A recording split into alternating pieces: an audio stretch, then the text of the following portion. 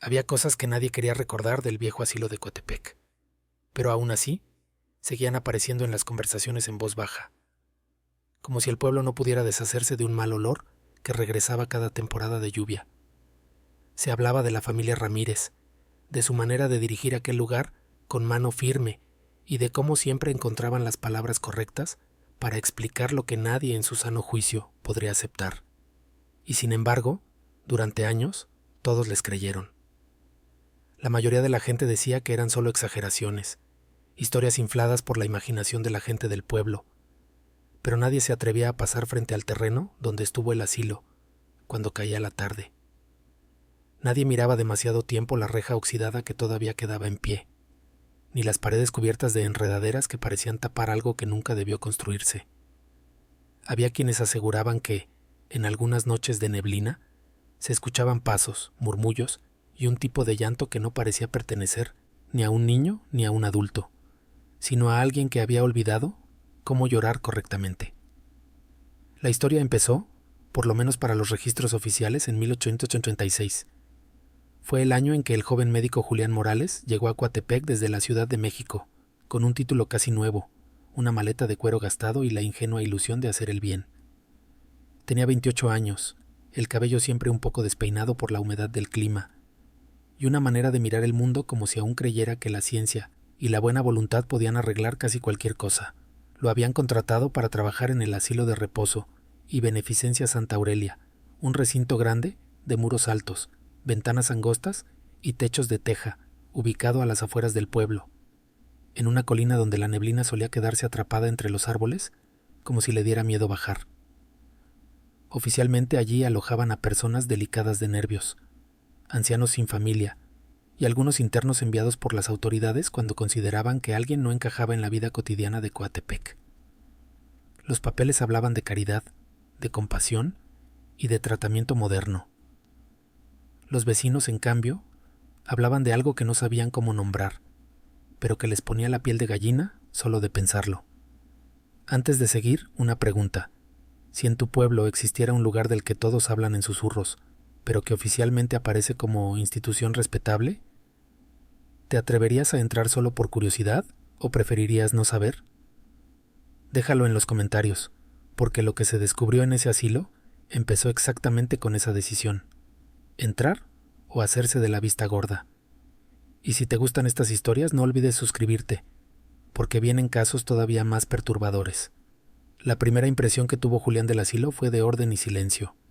Demasiado orden. Demasiado silencio. El carruaje que lo llevó desde la plaza principal de Coatepec se detuvo frente a una reja de hierro forjado que alguna vez fue elegante, pero que ahora mostraba manchas oscuras y óxido en las uniones. Del lado de adentro, una calzada de piedra conducía hasta la entrada principal, un edificio de 2 plantas con corredores amplios, columnas sencillas y una cruz de hierro en lo alto, que se recortaba contra el cielo gris. El cochero evitó mirarlo a los ojos cuando le ayudó a bajar. Apenas murmuró un «Dios lo acompañe, doctor», antes de tomar las riendas y dar media vuelta con una prisa que contrastaba con el paso lento de los caballos. Julián, sin entender aún esa incomodidad, tomó su maleta, respiró hondo y cruzó la reja. El sonido metálico al cerrarse detrás de él fue más fuerte de lo que esperaba, como si las bisagras quisieran asegurarse de que se enterara de que estaba entrando a un sitio del que no se salía tan fácilmente. Avanzó por la calzada mientras el aire húmedo le pegaba en la cara, mezclado con el olor a tierra mojada y algo indefinible que parecía salir de las paredes mismas. No era un olor insoportable, ni siquiera del todo desagradable, pero tenía algo persistente, como una nota extra en una melodía que no encaja y que aún así insiste en quedarse en la cabeza. A mitad de camino, se abrió la puerta principal y salió una mujer de mediana edad, vestida con un vestido oscuro y un delantal impecablemente blanco. Llevaba el cabello recogido en un chongo tirante y un rosario colgando del cuello. Sus manos estaban cruzadas frente al abdomen, y sus ojos lo evaluaron con rapidez. «Doctor Morales», dijo, sin preguntar, «llegó puntual. Eso habla bien de usted». Su voz era firme, pero no hostil. Más bien tenía el tono de alguien acostumbrado a mandar sin levantar la voz. «Sí, señora», respondió él. «Es un gusto estar aquí. Usted es...» La señora Matilde Ramírez, dijo ella, directora del asilo. Mi familia ha sostenido este lugar durante 2 generaciones. Pase, por favor. Aquí no nos gusta perder tiempo. La manera en que dijo mi familia tenía un peso que Julián no supo descifrar en ese momento. Más tarde entendería que el asilo no solo era un edificio o una institución, era el centro de una red de lealtades, secretos y justificaciones que se habían ido acumulando por años. Entraron al vestíbulo principal. Las paredes estaban encaladas y decoradas con cuadros religiosos, santos que miraban hacia el techo como suplicando ayuda, y escenas de martirio que parecían demasiado apropiadas para un lugar donde, se suponía, las personas iban a reposar. El piso de mosaico tenía un dibujo geométrico repetitivo que mareaba si se miraba demasiado tiempo. De algún punto más profundo del edificio llegaba el sonido rítmico de pasos, el arrastre de algo pesado y, muy de vez en cuando, una risita breve, apagada rápidamente por un regaño. Antes de presentarle a los internos, dijo la señora Ramírez mientras caminaban por el pasillo, quiero que entienda algo. Doctor, lo que verá aquí puede resultarle chocante si viene con ideas románticas o libros mal leídos. Nosotros no trabajamos con teorías, trabajamos con realidades. La gente que llega aquí no encaja en el mundo de afuera. Algunos son peligrosos para sí mismos, otros para los demás. Nuestro deber es mantener el orden, aunque ese orden no siempre sea bonito. Julián asintió, intentando no mostrar incomodidad. Lo entiendo, dijo. Sé que la práctica real suele ser muy distinta a lo que muestran los manuales. Ella lo miró de reojo.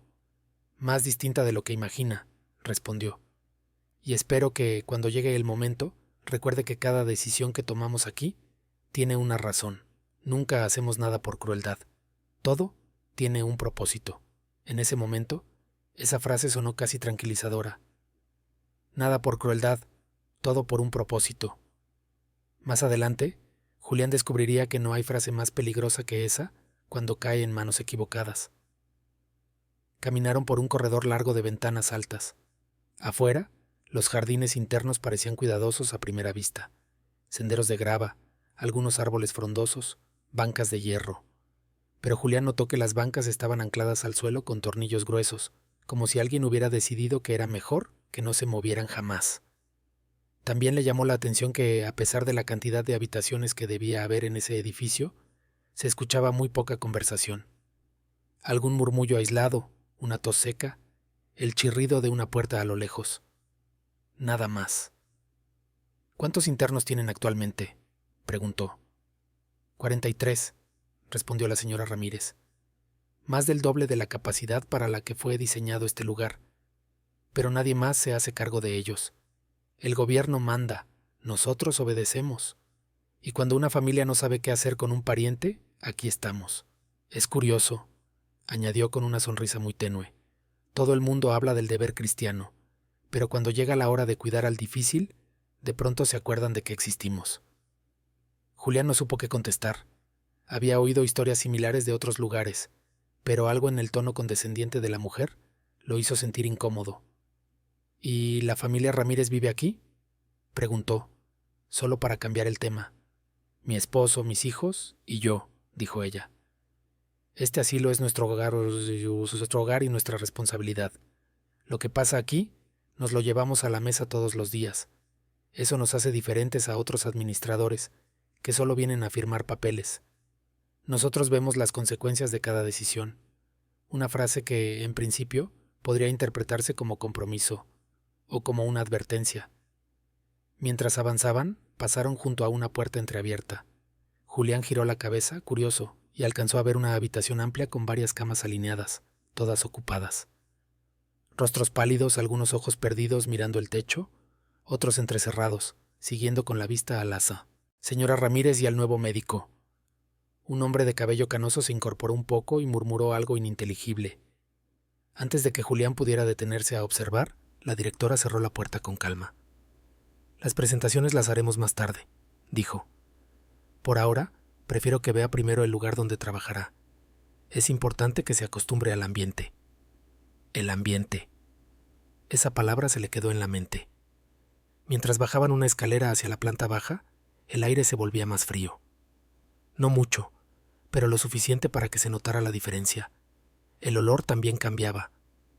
Ya no era solo humedad o tierra mojada. Había otra nota, algo más denso que flotaba en el aire, como si en algún punto del edificio hubiera una habitación donde nunca se abrían las ventanas. Julián se detuvo un segundo en la mitad de la escalera. Le pareció escuchar un sonido breve, casi como un golpe seco, seguido de un quejido ahogado. Podía venir de cualquier lado, podía ser cualquier cosa. Se obligó a seguir, y aquí vale la pena preguntarlo. Si estuvieras en su lugar, recién llegado, escuchando ruidos que no encajan y notando miradas esquivas, ¿harías preguntas incómodas desde el primer día o preferirías adaptarte primero? ¿Qué harías tú? Déjalo en los comentarios. Y de paso, si estas historias te atrapan, suscríbete, porque eso permite seguir sacando a la luz casos que muchos preferirían olvidar. La señora Ramírez lo condujo hasta una puerta de madera con una placa de metal que decía consultorio. Entraron. La habitación estaba limpia, con una camilla sencilla, un escritorio de madera y estantes llenos de frascos y frascos con etiquetas escritas a mano. Tónicos, sedantes, preparados de hierbas, mezclas de nombres difíciles que prometían calmar, dormir, estabilizar. La ventana estaba cubierta con cortinas gruesas que dejaban entrar apenas una línea de luz. «Este será su espacio de trabajo», dijo ella. «Aquí revisará a los internos, firmará sus diagnósticos y evaluará sus avances. Tenemos un sistema muy eficiente, doctor. Cada paciente tiene un cuaderno. Anotamos su historial, sus comportamientos, sus crisis y, sobre todo, las decisiones que hemos tomado para su bienestar». Julián notó la ligera pausa antes de la palabra bienestar. «Me gustaría revisar esos cuadernos», dijo. «Necesito conocer sus antecedentes para poder hacer algo útil». La señora Ramírez sonrió por primera vez, aunque su sonrisa no llegó del todo a los ojos. «Por supuesto, aquí no ocultamos nada. Solo le pido una cosa. Mantenga la mente abierta. A veces, el bien no se ve bonito desde afuera. A veces, para evitar un mal mayor, hay que tomar decisiones que gente más sensible juzgaría, sin entender el contexto. Evitar un mal mayor». Otra frase que quedaría grabada en la memoria de Julián. Cuando ella salió, dejándolo solo en el consultorio, se hizo evidente el silencio del edificio. Un silencio raro, inconsistente. En lugar de ser absoluto, estaba lleno de pequeñas interrupciones. Un golpe lejano, un arrastre, el crujido de la madera, un susurro que podía ser el viento o alguien hablando en voz muy baja. El asilo tenía esa clase de quietud que no tranquiliza, sino que hace que uno se dé cuenta de que algo, en alguna parte, está despierto aunque no se vea. Julián posó la mano sobre el escritorio y sintió la madera ligeramente áspera bajo las yemas de los dedos. La sensación lo ancló a la realidad. Tomó aire y empezó a revisar los cuadernos que estaban apilados en el estante más cercano. Los nombres se sucedían uno tras otro. Mateo R., Ana L., Santiago G., Lucía P. En cada cuaderno, una caligrafía firme describía el motivo de ingreso, las observaciones iniciales y, casi siempre, una frase que se repetía de distintas maneras. La familia no podía seguir haciéndose cargo. Se recomendó internamiento por el bien de todos. Se determinó que su permanencia en el hogar representaba un riesgo. Al principio todo parecía medianamente razonable. Personas con crisis nerviosas, episodios de desaliento extremo, arranques de ira incontrolable, miedos que los paralizaban hasta el punto de impedirles llevar una vida normal. El tipo de casos que un asilo de la época podía recibir. Pero, al avanzar, el tono de los informes se volvía más frío, más distante. Había decisiones tomadas sin demasiada explicación, observaciones que daban a entender que, después de cierto punto, el objetivo ya no era ayudar a la persona a mejorar, sino simplemente mantenerla contenida. En más de un cuaderno se repetía una nota casi idéntica. Paciente difícil. Resiste tratamiento. Se autoriza medida más estricta por recomendación de la familia Ramírez. Pero no se aclaraba en qué consistía esa medida más estricta. Solo aparecían frases como «desde entonces se ha mantenido en relativa calma» o «ya no genera disturbios». Mientras leía, un detalle llamó su atención. En varios casos los ingresos estaban firmados no por la familia del paciente, sino por autoridades locales, un juez, un policía, un sacerdote, y en esos casos la descripción era aún más vaga: conducta inconveniente, actitud impropia para la comunidad, necesidad de corrección. Julián sintió una incomodidad difusa creciendo en su pecho. No había nada abierto, nada explícito que señalara una irregularidad evidente, pero el conjunto de detalles empezaba a formar una sombra, una sensación, un presentimiento de que ese asilo no solo era refugio, sino también vertedero de todo aquello que el pueblo no quería ver. De pronto, un golpe seco lo hizo levantar la cabeza. Venía del pasillo. Un golpe seguido de un murmullo áspero y luego el sonido de algo arrastrándose, como si movieran un objeto pesado por el suelo. Se quedó quieto, escuchando. Los sonidos duraron unos segundos más y luego se apagaron. Abrió la puerta del consultorio y se asomó. El corredor estaba vacío. Solo el eco pálido de la luz que entraba por una ventana alta y el polvo suspendido en el aire, moviéndose en remolinos diminutos. Por un momento tuvo la impresión de que alguien lo observaba desde alguna puerta entreabierta. Una sensación ridícula, lo sabía, pero tan intensa que le obligó a tragar saliva. ¿Hay alguien ahí?, preguntó sintiéndose tonto en cuanto las palabras salieron de su boca. Silencio. Luego, muy lejos, una risa corta, apagada casi de inmediato. No sabía si provenía de un interno, de un empleado, o de algún otro lugar. Se dijo a sí mismo que era normal, que estaba en un asilo, al fin y al cabo, que no debía dejarse llevar por la imaginación. Pero esa fue la primera vez, aunque no la última, que pensó que el edificio mismo parecía estar consciente de su presencia, ajustándose a él, probando sus límites, midiendo hasta dónde podía tensar la cuerda. Y esa fue apenas la llegada. La cena de esa primera noche fue el verdadero inicio de la rutina en el asilo Santa Aurelia. La señora Matilde lo invitó a la mesa familiar, en un comedor privado al fondo del edificio principal, separado del resto por un pasillo que olía a cera de vela quemada y a algo más terroso, como raíces húmedas expuestas al aire. Las paredes estaban cubiertas de papel tapiz oscuro, con motivos florales que parecían retorcerse bajo la luz parpadeante de un candelabro central. El aire era más denso ahí, cargado de humedad que se pegaba a la piel como una segunda capa. Julián se sentó a la cabecera opuesta de la larga mesa de caoba, frente a Matilde. A su derecha estaba el señor Ernesto Ramírez, el esposo, un hombre de unos 50 años con bigote espeso y manos grandes, callosas, que parecían más de minero que de administrador. Hablaba poco, pero cuando lo hacía su voz era grave, como un eco subiendo desde el sótano. A la izquierda 2 hijos adultos, Raúl, de 30 y tantos, alto y delgado, con ojos que no parpadeaban lo suficiente y una sonrisa que se encendía y apagaba como un farol defectuoso. Y Clara, unos 28, con el mismo chongo tirante que su madre, pero con una quietud que rayaba en lo mecánico, como si cada movimiento estuviera calculado para no gastar energía innecesaria. «Doctor Morales», dijo Ernesto, sirviéndose una porción generosa de mole de olla que humeaba en una fuente de barro. «Mi esposa me cuenta que viene con ideas frescas de la capital. Eso está bien. Aquí necesitamos orden, no experimentos. Hemos mantenido este lugar funcionando porque sabemos lo que funciona, lo que la gente de afuera no entiende». Julián asintió, probando la comida. Estaba buena, condimentada con un picor que subía lento pero persistente, como un secreto que se revela capa por capa. «Entiendo», respondió. «Solo quiero contribuir.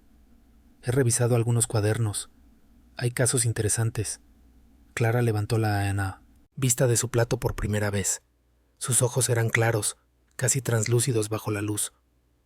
«¿Interesantes?», repitió, con una entonación plana. «Todos lo son, doctor. Cada uno tiene su historia. Pero las historias no pagan las cuentas ni mantienen el orden. Aquí decidimos por su bien. A veces hay que elegir entre lo que ellos quieren y lo que necesitan». Raúl soltó una risa breve, como un ladrido corto. «Exacto, hermana. Recuerda al viejo don Pascual. Quería irse a casa todos los días. Gritaba, arañaba las puertas. Pero después de la medida estricta, paz total. Ahora duerme como un ángel». Matilde lo miró con una ceja ligeramente arqueada, pero no dijo nada. Julián notó el intercambio, sutil como un crujido en la madera del piso bajo sus pies. «¿Qué tipo de medida?», preguntó, manteniendo el tono profesional. Ernesto carraspeó, limpiándose la boca con una servilleta de lino. «Nada que un médico de ciudad no entienda. sedantes fuertes, aislamiento temporal, restricciones para su seguridad. Lo que sea necesario para que no se hagan daño, o nos lo hagan a nosotros. Mire, doctor, esta familia ha invertido todo aquí.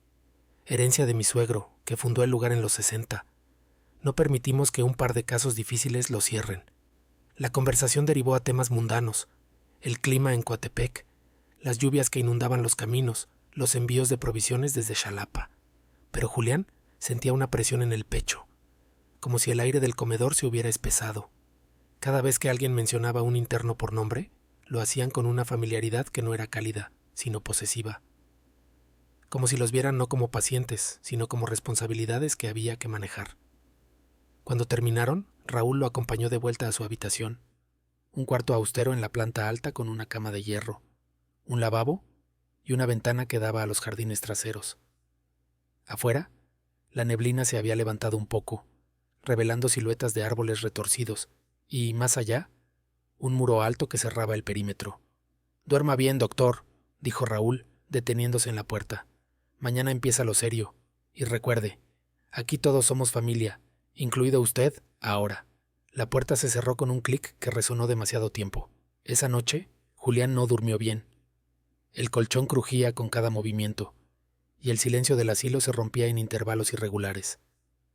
Un paso arrastrado en el pasillo, un gemido lejano que podía ser viento o humano, el goteo constante de algún techo con gotera.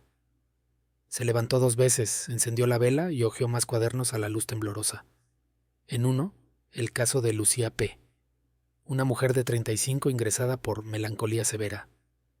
Las notas iniciales hablaban de llantos incontrolables, súplicas para ver a sus hijos, luego, resistencia al tratamiento, y finalmente, medida autorizada por familia Ramírez. Desde entonces, estable, no más incidentes. Pero al final del cuaderno, una anotación suelta, en una caligrafía diferente, más apresurada. No come voluntariamente, piel pálida extrema, preguntar por fluidos. Julián sintió un nudo en la garganta. ¿Fluidos? ¿Qué significaba eso? Al amanecer, con el primer rayo de sol filtrándose grisáceo por la ventana, lo llamaron para su primera ronda. Matilde lo esperaba en el consultorio con un interno.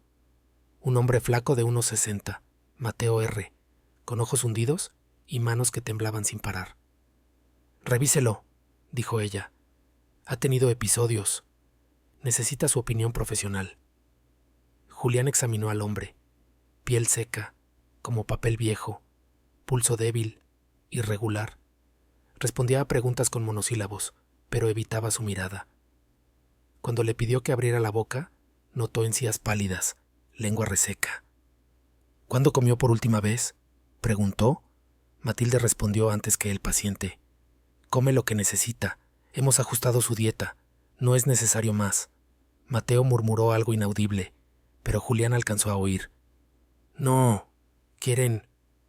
El resto del día fue una sucesión de revisiones similares. Internos con miradas evasivas, cuerpos demacrados bajo ropa holgada, habitaciones con barrotes en las ventanas disfrazados de rejas decorativas. Todos los cuadernos repetían el patrón. Problema inicial, resistencia, medida estricta, calma posterior, y siempre la firma de un Ramírez. Al atardecer, mientras anotaba observaciones, escuchó voces en el pasillo. Voces elevadas pero no gritadas.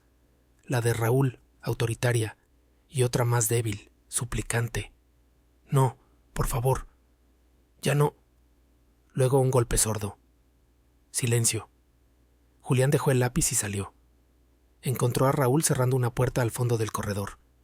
El aire olía más fuerte ahí, a ese denso aroma indefinible que ahora asociaba con el sótano. «¿Todo bien?», preguntó. Raúl se giró, sonrisa impecable. «Perfecto, doctor. Solo un interno con ideas equivocadas. Nada que una charla firme no arregle. Vaya a descansar. Mañana verá más». Pero Julián no descansó.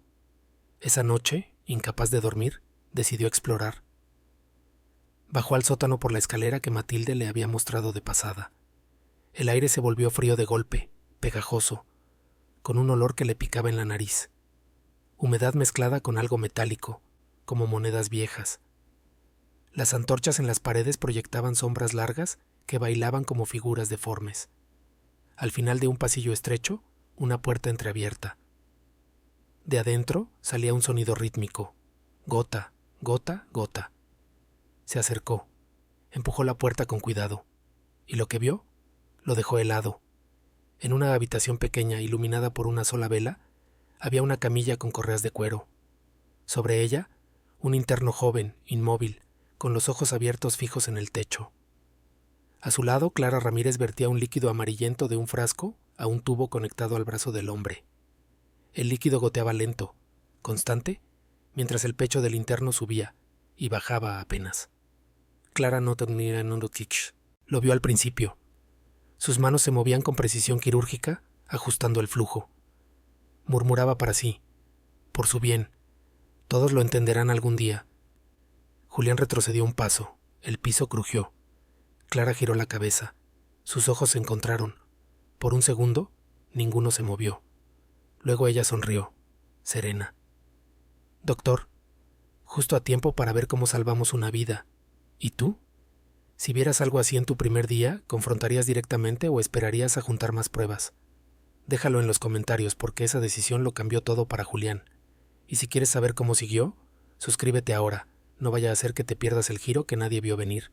Pero lo que Julián no sabía era que esa medida no era un caso aislado, era el comienzo de un sistema entero. Un sistema que la familia Ramírez había perfeccionado durante años, y que involucraba no solo a los internos, sino a todo Coatepec. Julián no confrontó a Clara esa noche. No pudo. Sus pies se movieron solos, retrocediendo por el pasillo del sótano, hasta que el frío del aire lo obligó a subir las escaleras casi corriendo. El corazón le latía con fuerza, un tambor sordo en el pecho que competía con el goteo distante que aún resonaba en sus oídos. Cerró la puerta de su habitación y se sentó en la cama, con las manos temblando sobre las rodillas. La vela proyectaba sombras que se estiraban por la pared como dedos buscando agarre. ¿Qué había visto? Un tratamiento experimental, se dijo. Fluidos intravenosos, algo primitivo pero posible en la medicina de 1886. Pero la serenidad de Clara, esa sonrisa mientras murmuraba por su bien, no era la de una cuidadora. Era la de alguien que había repetido el gesto tantas veces que ya no lo cuestionaba. Al día siguiente fingió normalidad. Revisó internos, firmó papeles, anotó observaciones en los cuadernos. Pero su mente volvía una y otra vez a esa camilla, a ese tubo, a ese líquido amarillento que goteaba como un reloj contando hacia atrás. Durante la ronda matutina, preguntó por el joven del sótano. Nadie lo reconoció. Nadie admitió saber de esa habitación. Solo Matilde, al pasar con una bandeja de medicinas, le dijo con voz neutra: Algunos casos requieren cuidados especiales, doctor. No todos los tratamientos se discuten en voz alta. La familia Ramírez parecía más unida que nunca en su silencio compartido. Ernesto pasaba los días en los jardines traseros, supervisando mejoras que consistían en reforzar cercas y añadir candados a puertas secundarias. Raúl manejaba las entregas de provisiones, siempre regresando con sacos pesados que nadie abría frente a Julián.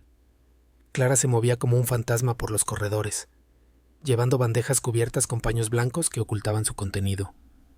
Pero Julián empezó a notar patrones. En los cuadernos, casos como el de Santiago G., un jornalero de 30 años ingresado por agitación incontrolable. Notas iniciales: fuerza, desmedida, intentos de huida, murmullos sobre demonios en las minas. Luego, resiste sedantes orales. Autorizada medida intravenosa por familia Ramírez. Día 5, calma total. Día 12, no genera requerimientos. Al final, una nota tachada a medias. Piel, demasiado. Otro. Ana L., viuda de 40, obsesionada con hijos fallecidos. Llora sin cesar, no responde a hierbas. Medida estricta aplicada. Ahora duerme 18 horas. Estable. Julián la encontró en su habitación, inmóvil en la cama, pecho subiendo y bajando mínimo, ojos entreabiertos fijos en la nada. Cuando le tocó la muñeca, la piel estaba fría, como mármol pulido por el agua. El nudo en su garganta se apretó. ¿Cuánto tiempo llevan haciendo esto?, pensó. ¿Y por qué funciona? ¿O es que deja de funcionar? Una tarde lluviosa, mientras el agua golpeaba las ventanas como dedos impacientes, Ernesto lo llamó a su oficina. El cuarto olía a tabaco rancio y papel viejo, con estantes llenos de libros de contabilidad y frascos polvorientos etiquetados en latín. Sobre el escritorio, un mapa del asilo con habitaciones marcadas en rojo. «Siéntese, doctor», dijo Ernesto, señalando una silla que crujió bajo su peso. «Mi esposa dice que hace preguntas. Eso está bien. La curiosidad es útil. Pero le voy a explicar el método Ramírez, para que entienda por qué funciona donde otros fallan». Julián se sentó, con la humedad de la lluvia aún pegada a la ropa. «Adelante», dijo, voz firme aunque el estómago se le revolvía. Ernesto se inclinó, bigote temblando ligeramente. «Este asilo no es un hotel para locos, doctor. Es un servicio. Las familias pagan bien para que sus problemas desaparezcan. El gobierno nos envía a los inconvenientes, y nosotros los manejamos. Pero no con golpes ni encierros eternos, que eso solo genera ruido. Nuestro método es científico, progresivo». Sacó un frasco pequeño del cajón, líquido amarillento, idéntico al del sótano. «Esto», dijo, «es nuestra fórmula. Extractos de raíz de ipecacuana, adormidera, algo de belladona. Mezclado en proporciones exactas. Oral al principio. Luego, cuando resisten, directo a las venas. Reduce el metabolismo, calma el espíritu rebelde. Los hace manejables. Duermen más, comen menos, no molestan. Y lo mejor, viven años así, años sin crisis, sin escándalos». Julián sintió la piel chinita subiendo por los brazos. ¿Y los riesgos? Pulso débil, desnutrición. Ernesto rió, un sonido grave como grava cayendo. Riesgos calculados. Prefieren estar en paz a libres y gritando. Y las familias firman. Autoridades aprueban. ¿Sabe cuántos asilos hay en Veracruz? Pocos. Y ninguno tan eficiente como este. Hemos salvado a Coatepec de sus peores elementos. Por su bien. Por el bien común. Por su bien. La frase otra vez, como un mantra que justificaba todo. Esa noche Julián no pudo contenerse. Siguió a Raúl hasta el sótano. El aire frío le mordió las piernas, el olor metálico le llenó la nariz. Voces bajas venían de una puerta al fondo. Se acercó, pegado a la pared húmeda cuya textura áspera raspaba su manga. Por la rendija vio 3 camillas alineadas, 3 internos conectados a tubos. Clara y Raúl ajustando flujos, murmurando cálculos. «Este resiste más. Baja la dosis mañana». Un gemido débil escapó de uno. Raúl presionó algo sobre su boca. Silencio. Pero lo peor no fue eso. Fue lo que Raúl dijo después mientras limpiaba un tubo con un paño. «Madre tiene razón, Clara. Sin nosotros el pueblo estaría lleno de ellos, gritando, rompiendo cosas. Esto es misericordia. Los mantenemos vivos pero en paz. Dios nos lo agradecerá». Clara asintió, serena. «Y pagan bien. Recuerda al juez de Xalapa. Su cuñado está en la 3. 3 años ya, ni una carta de la familia». Julián retrocedió, tropezó con una caja. El ruido fue mínimo, pero suficiente. Raúl giró. «¿Quién?», gruñó. Julián corrió. Subió escaleras de 2 en 2, corazón desbocado, sudor frío bajando por la espalda. Cerró su puerta. Corrió el cerrojo. Afuera, pasos. Golpes suaves en la madera. «Doctor». Voz de Raúl, calmada. «¿Todo bien?».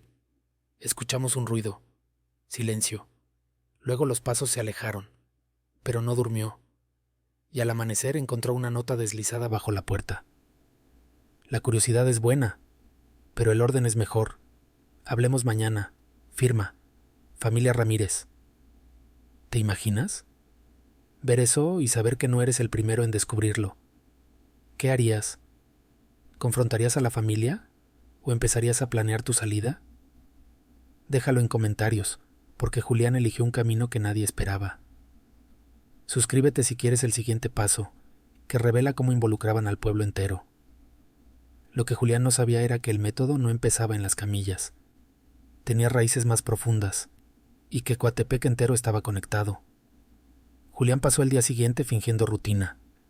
Revisó internos con manos que temblaban apenas perceptiblemente, anotó diagnósticos que ya no le parecían diagnósticos sino excusas, y evitó los ojos de la familia Ramírez. Cada crujido en el piso le hacía girar la cabeza. Cada sombra en el pasillo le ponía la piel chinita. El aire del asilo parecía más pesado, como si el edificio supiera que él lo sabía y ajustara su respiración en consecuencia. La nota seguía en su bolsillo, arrugada como un secreto demasiado grande para la mano. Hablemos mañana. No lo hizo. En cambio, durante la siesta obligatoria de los internos, ese lapso de silencio impuesto donde todos debían reposar, se escabulló al archivo del sótano. No el laboratorio de camillas, sino una habitación adyacente que había visto de pasada. Estantes polvorientos con cajas etiquetadas por décadas, iluminados por una bombilla de gas que parpadeaba como un ojo cansado. El polvo se le pegó a la garganta al abrir la primera caja. 1862, 1870. Papeles amarillentos, firmas desvaídas. El fundador del asilo no era un Ramírez, cualquiera, sino don Ezequiel Ramírez, suegro de Ernesto, un boticario que llegó a Coatepec durante las guerras de Reforma. Sus notas eran meticulosas. Primera entrega gubernamental, 5 vagabundos, tratados con extracto de adormidera, 2 estabilizados, 3 transferidos. Transferidos. La palabra aparecía una y otra vez, sin destino especificado. Avanzó a 1875, más casos. Familias del pueblo firmando autorizaciones. Mi hermano no encaja en la casa, autorizo medida completa. Un patrón emergía, no solo pobres o locos notorios. Había nombres conocidos, el hijo del alcalde, una sobrina del cura párroco, un primo del dueño del molino. Gente respetable que, por conducta inconveniente, terminaba en camillas. Y siempre la misma progresión. Resistencia, medida intravenosa, calma eterna. El olor del archivo era denso, a papel mohoso mezclado con ese metálico persistente que subía del suelo. Julián sintió un frío subiendo por las piernas, como si las piedras del piso retuvieran años de humedad y algo más. Hojeó un cuaderno de 1882. Juez local envía esposa. Melancolía postparto. Medida aplicada día 3. Familia paga doble por discreción. Doble. El dinero. Siempre el dinero. De pronto voces arriba. Pasos bajando la escalera. Julián apagó la luz de gas y se escondió tras un estante. La puerta se abrió. Siluetas. Matilde y Ernesto. El doctor pregunta demasiado, decía ella. Deberíamos mostrarle el registro completo. ¿No? Gruñó Ernesto. Primero la prueba de lealtad. Mañana llega el envío de Xalapa. Lo involucraremos. Si coopera, se queda. Si no, silencio. Luego pasos alejándose. Julián esperó minutos eternos, con el corazón latiéndole en los oídos como un reloj acelerado.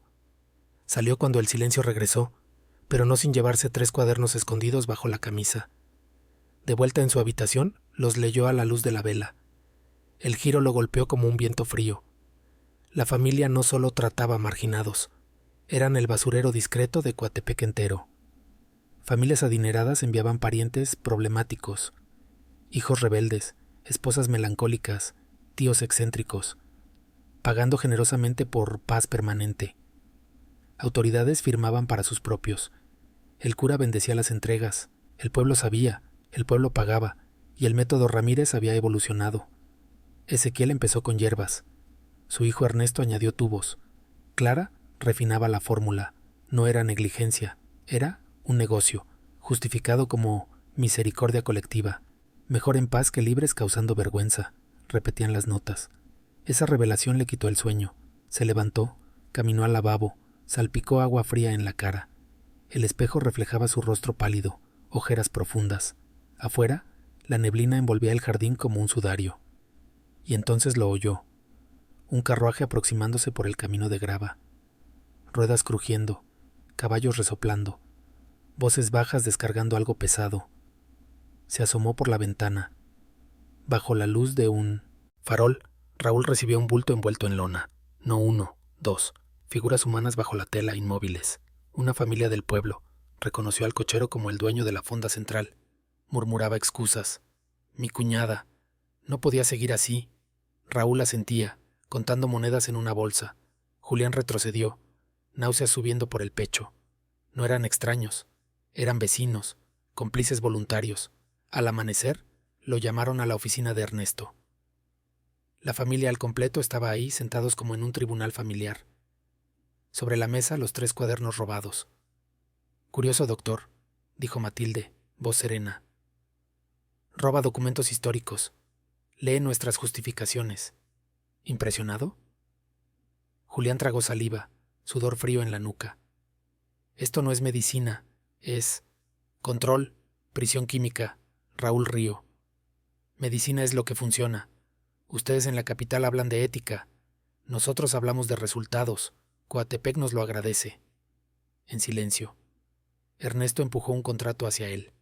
«Firme, únase, o váyase, pero si habla, nadie le creerá. Todos saben, todos pagan». El aire se sentía espeso como miel podrida. Julián miró las caras, serenas, seguras, unidas en su verdad retorcida.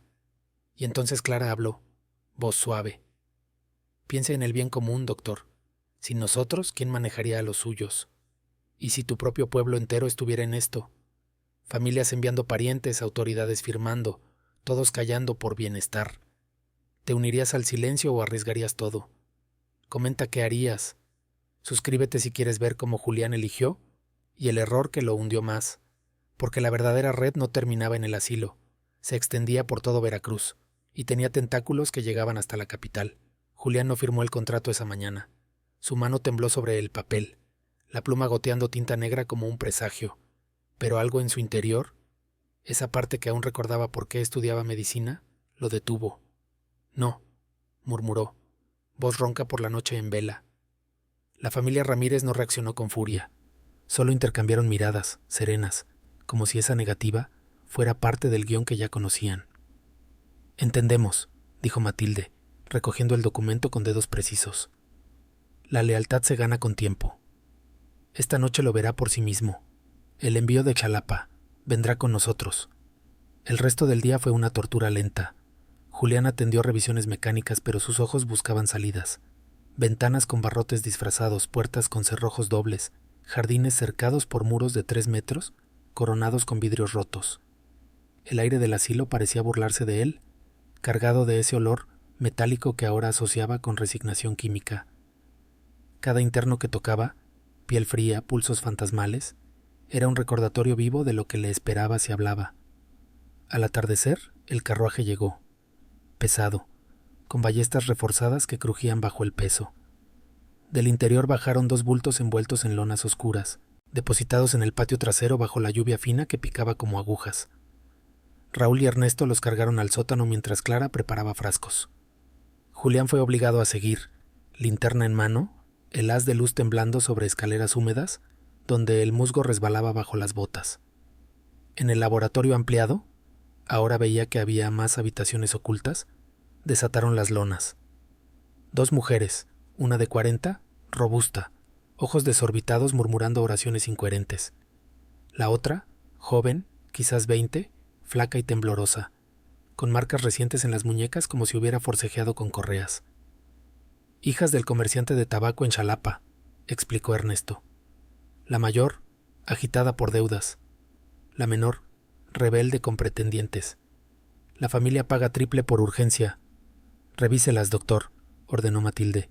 «Certifique que están aptas para el tratamiento». Julián obedeció a medias. Tocó frentes febriles, pulsos acelerados. La joven lo miró suplicante. «¿Me llevarán a casa?» Él apartó la vista, nudo en la garganta como un trapo empapado. Clara preparó la fórmula. Más frascos esta vez, líquidos amarillentos, verdosos, uno casi negro. «Variantes según resistencia», explicó. Insertó tubos primitivos, agujas de vidrio unidas a vejigas de cerdo. En los brazos de las mujeres, el goteo inició. Gota, gota, gemidos iniciales, luego espasmos leves, finalmente quietud, ojos vidriosos fijos en el techo abovedado, donde las sombras de las antorchas danzaban como testigos mudos. Pero entonces ocurrió. La joven convulsionó, no leve, violenta. El tubo se desprendió, líquido salpicando el piso de piedra con un chapoteo sordo. Raúl la sujetó. Ernesto ajustó la dosis. Julián vio el frasco negro. Alta concentración, solo para recalcitrantes. El pecho de la chica se hundió, respiración convirtiéndose en silbido agónico. 2 minutos.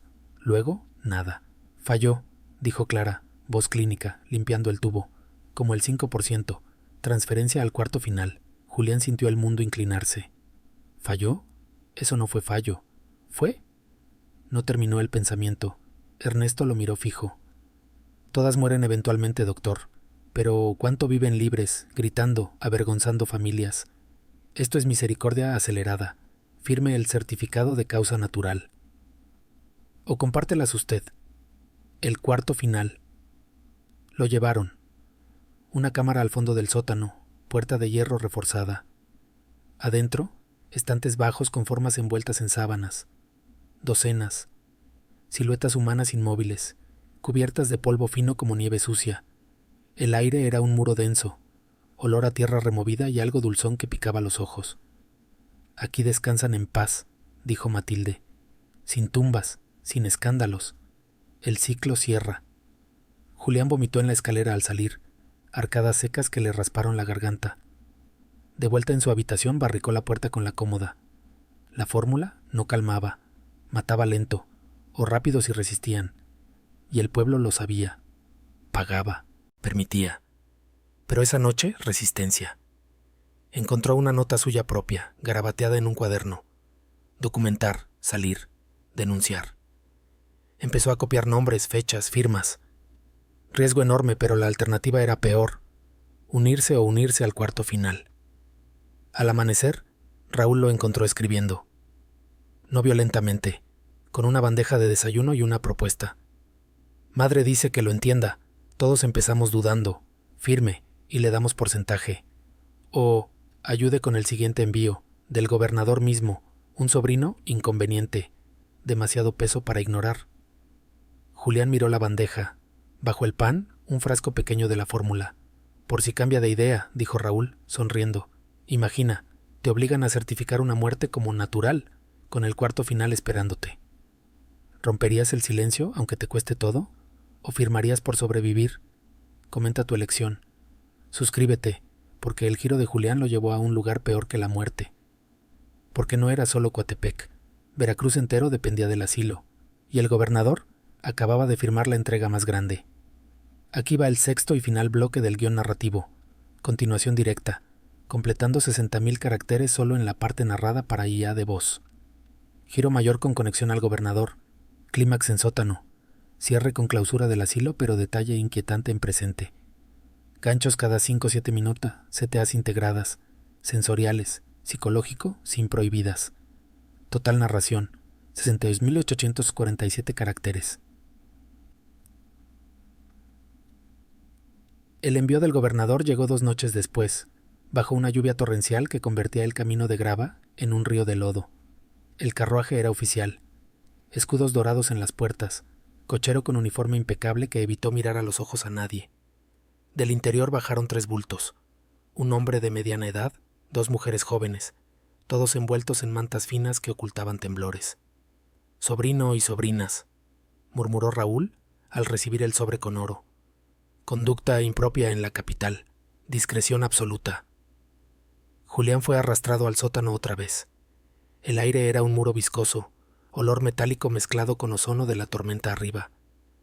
Las antorchas chisporroteaban proyectando sombras que se retorcían como raíces vivas. La familia preparaba 6 camillas, las 3 nuevas más 3 recalcitrantes del cuarto final, rotados para refrescar. Clara vertía la fórmula negra en tubos.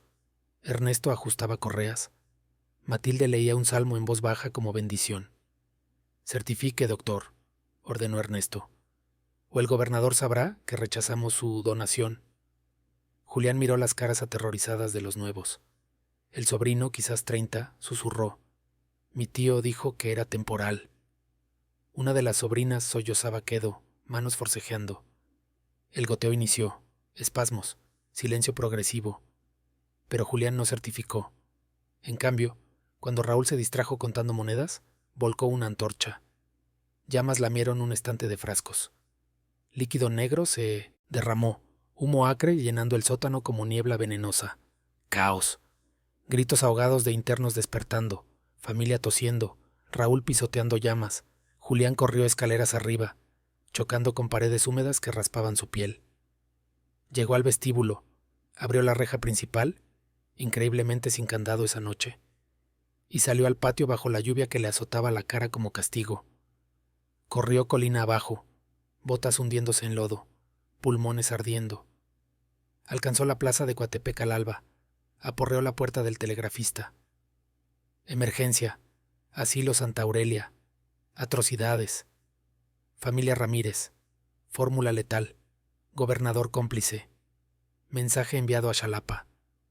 Luego al cura, al juez local, sabiendo que firmaban cuadernos. Ninguno negó, todos palidecieron. Siempre supimos, pero pagaban bien. La investigación llegó rápido. Inspectores de Veracruz, respaldados por telegrama presidencial. El asilo clausurado en 1887. Familia Ramírez arrestada. Ernesto y Raúl juzgados por negligencia agravada.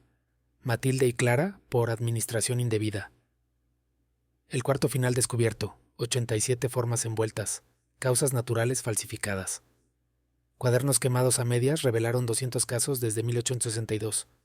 Pueblos enteros confesaron envíos. Gobernador renunció en escándalo. Julián testificó. Detalles sensoriales grabados en su memoria. Goteos eternos, pieles frías, sonrisas justificadoras.